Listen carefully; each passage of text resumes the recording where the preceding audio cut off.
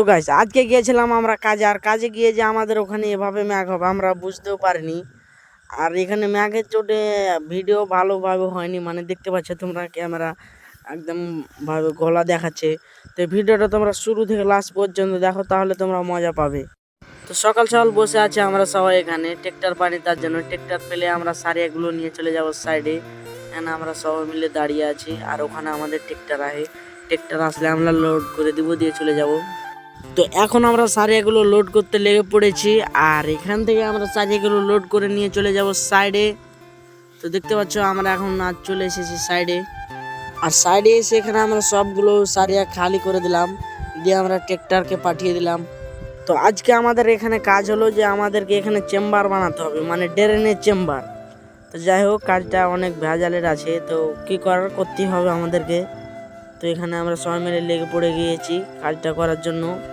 তো যাই হোক বেশ কিছুক্ষণ পরে আমাদের কাজটা কমপ্লিট হয়ে গিয়েছে।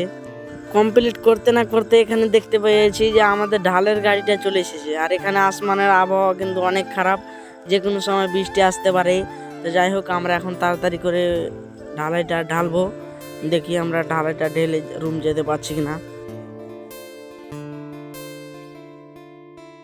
তো গাইস মানে দেখতে পাচ্ছ এখানে ঢালা হয়নি, আর এখানে কিন্তু খুবই জোরে বৃষ্টি চলে এসেছে।